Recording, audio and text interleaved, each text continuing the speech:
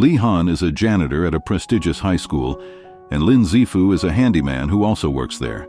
The principal called them that day to repair the school's skylight and clean up the debris. The roof was leaking after a recent event in which a student fell from the skylight. How? Let us just continue.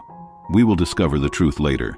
A group of bullies, including Angie Jingshu, Xiao Qing, and Wen Ling, were bullying another kid, Chen Yutong, who happened to be Li's daughter. She was born mute, and her family has lived in poverty since her father died, in stark contrast to Angie, the principal's daughter. The other youngsters, including the security guard, were scared of her. Their tormenting of Yutong had gone too far. Her body was covered in glue and glued to the wall. Her mouth was scratched with a brush handle, and adhesive was smeared on her face. Scream like storms that rage, but I am calm, an unwritten page. Their voices fade, I hear the ground. Li was saddened to discover her daughter was being abused in this manner, but she felt powerless to intervene. He could only clean her daughter's body and trim her matted hair.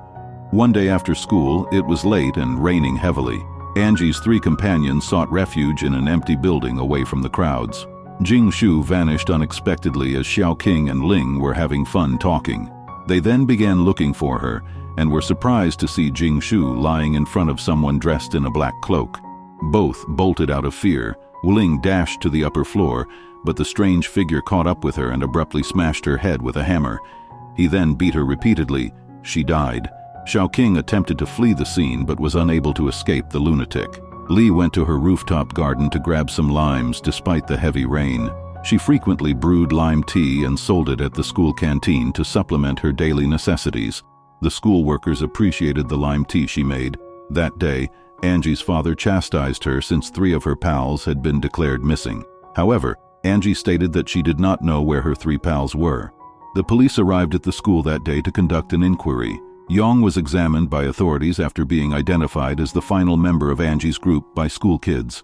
However, Yutong may have been terrified of the scenario and did not want to give a statement to the authorities. Xiao Qing's mother was seen hunting for her child after school, despite the severe rain. He also asked Li about her daughter, but Li had no idea where Xiao Qing was. Li returned home to see that a new occupant had just moved in. It was Zifu, the school's handyman. Li went to the garden to get lime after patching a leak in her rental property. She put on a black coat and departed. Xiao Qing sent Angie a message, ordering her to meet in a broken-down bus near their hideout. She believed it, unaware that her friends had been slaughtered and that the person who messaged her was very likely the murderer. Later, while Angie was waiting for Xiao Qing at the bus stop, a mysterious guy in a black coat approached and attacked her. Mr. Fang, a teacher at the school, was about to transfer to another school.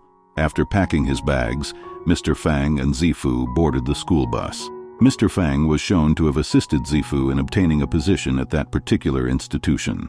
That day, the school was preparing to host a fundraiser to assist flood victims from a year earlier. Before the ceremony began, the principal grabbed his phone and contacted his daughter, who was unable to be located. While cleaning the skylight, Li saw an empty seat among the special needs pupils. She recognized something and instantly departed.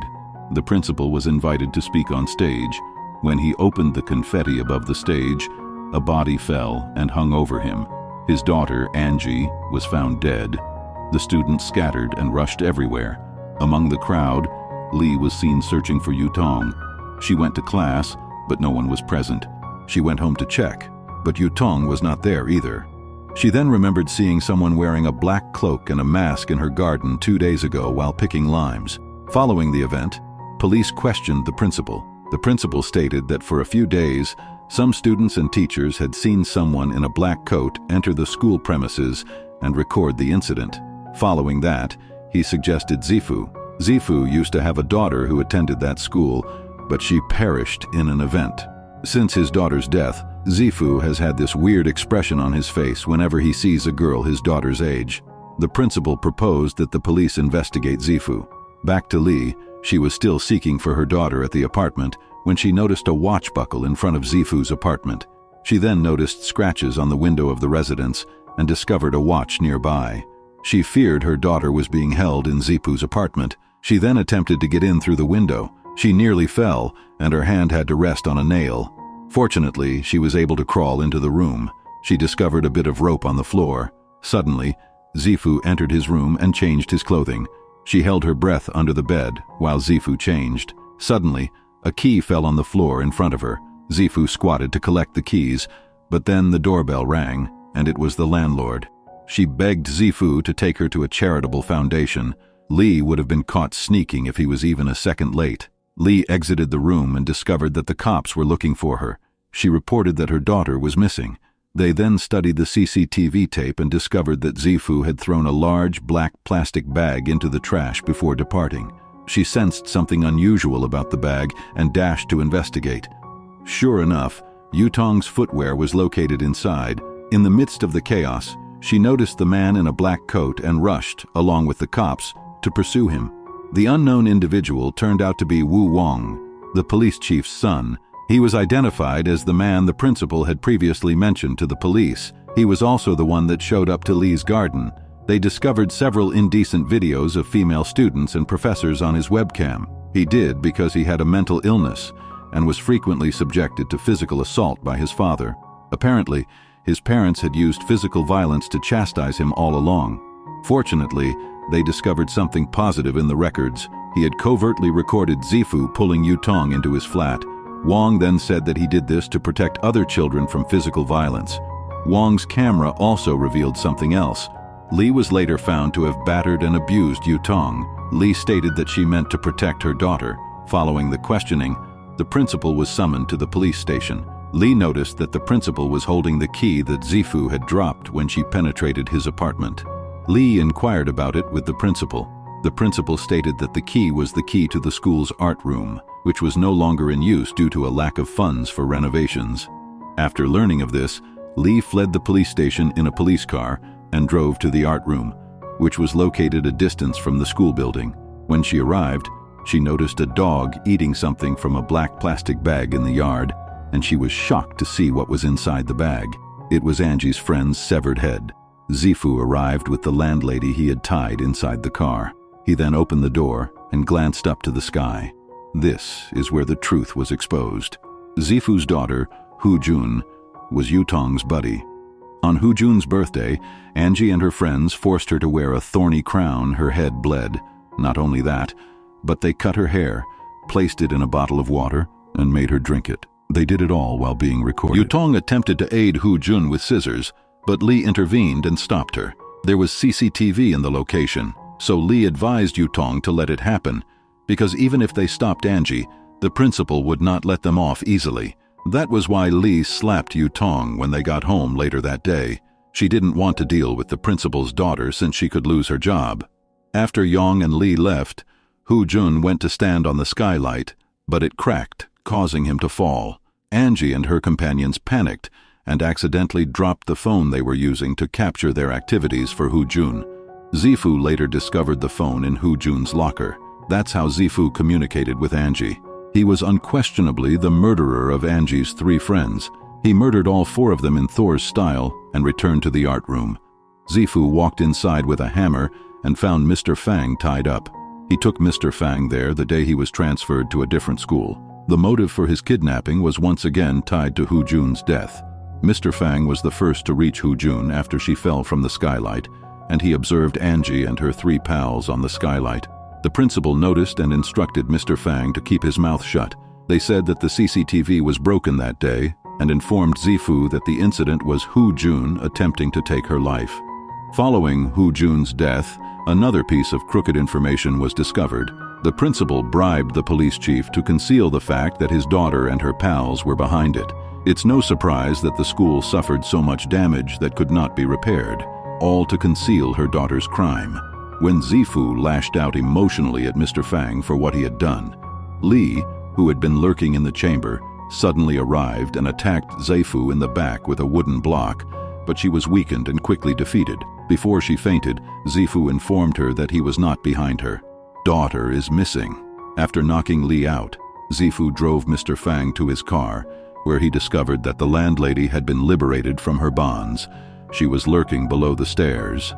After Zifu left, the landlord stepped in and assisted Lee. They then pursue Zifu's car, but due to the high speed on the road, both of their vehicles crash. Lee then approached Zifu's automobile, now covered in blood, and inquired where Yutong was. Zifu then stated that Yutong was free. The police arrived shortly after. Lee has a flashback to 5 years ago while unconscious on the road. Lee had just gotten home from an outing with her friends 5 years ago. She learned that her spouse had returned from his job outside the city. Her husband was furious because she left her disabled young daughter home alone. Her husband assaulted her and ordered her to leave the house. Back in the present, Zifu arrives at the police station. Journalists and individuals flocked to see him. The cops interviewed him and asked him where Yutong was. Zifu stated that Yutong was in the garden in front of Lee's house. The police raced in to conduct a search. After digging, the police discovered the skull of an adult man. The police then queried Zhu about Yutong's whereabouts, to which Zifu replied that Yutong had been released. The cops looked perplexed, and then Zifu pushed the cops who were holding his hand and jumped himself off the building to end his life and follow his daughter. Like fire, bright but blind, but I am water, I'm undefined. Their chaos falters and I remain, a gentle strength through all this pain. I speak in whispers the world can't hear, a language woven from pain and fear. Though they call me broken, I am whole, a silent hymn within my soul. After returning to the station, the police chief learned that his son Wong had turned up a video that he had saved for a long time. The police chief went to Lee's hospital room and showed her a video of Wong from 5 years ago. The video showed Yutong killing her father. Yutong was tortured at the time by her father, and when her mother was carried out of the house, she seized a broken glass and stabbed her father in the neck when he returned. Lee returned inside to find her husband covered in blood. She knew Yutong was the one who had killed him. She decided to place his body in a garbage bag and transport him to the garden to be buried. Yutong emerged from a wooden crate on top of an automobile. Apparently, Zifu did it on purpose. He sent Yutong away to free her from the issues. That is what he meant by, Yutong is free. Yutong had placed the phone used by Angie and her friends to record Haijun in the locker so that Zifu could determine the cause of his daughter's death. Zifu killed Angie's pals that night, so Yang kidnapped her and sent her away as a measure of appreciation. Unfortunately, at the end of the film, Yutong is apprehended by police and imprisoned for killing her father.